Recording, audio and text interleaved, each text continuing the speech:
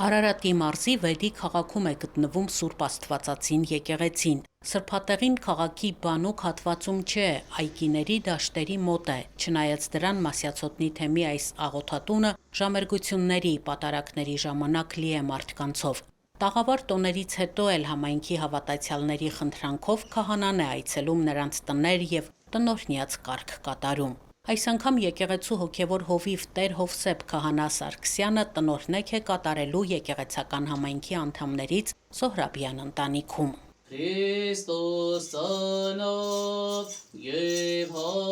հայտնեցավ Քրիստոս Հյուրընկալ տանը սեղանին դրեցին աղը, հացը, ջուրը։ Տեր Հովսեփը Քրիստոսի ծննդյան լուրը ավետեց ընտանիքի անդամներին։ Այս արարողությամբ օրհնվում են ընտանիքի անդամները, տան բարիքները։ հացս եւ աղս այս նշանը Ատոմ Զոհրաբյանը եւ Ալլա Զոհրաբյանը Վեդի քաղաքում հաստատվել են 2002 թվականից։ Տեղափոխվել են Ուրցաձոր համայնքից։ Զոհրաբյանները 2 դուստր ունեն ու 1 որդի։ Որդին Անդրանիկ Զոհրաբյանը զոհվել է 2016-ին քառորյա պատերազմի ժամանակ։ Գնդացրորդ է եղել Մարտակերտում։ Զոհրաբյանների տանն ամենուր Անդրանիկի նկարներն են, մրցանակները, ձեռքբերումների վկայությունները։ Իմ տղան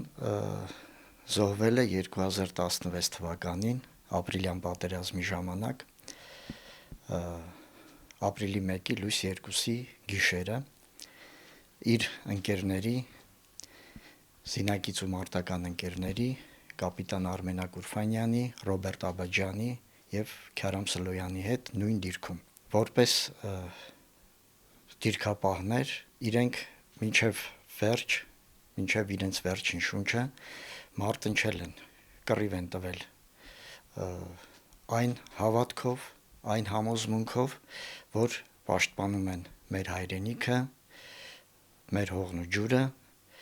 եւ հերոսաբար 4-ն էլ նահատակվել են այս դիրքում Մարտակերտի 116 դիրքում եւ հիմա ես համարում եմ, որ իրենք եղբայրներ են ու այդպես էլ կա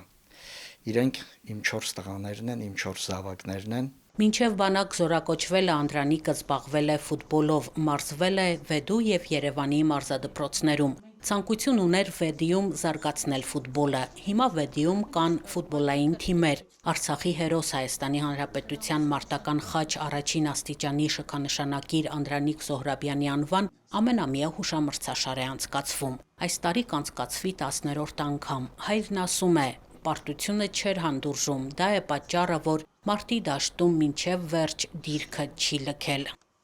Զոհրաբյանների դուստրերից մեկը Սաթենիկը մշակութաբանի մասնագիտություն է ընտրել, Մարին տնտեսագետի։ Զոհրաբյանները Վեդի Սուրբ Աստվածածին եկեղեցում մասնակցում են պատարակների, լսում են Տեր Հովսեփի քարոզները։ Մեր Սուրբ եկեղեցու հայ առաքելական եկեղեցու հավատավոր զավակներ ենք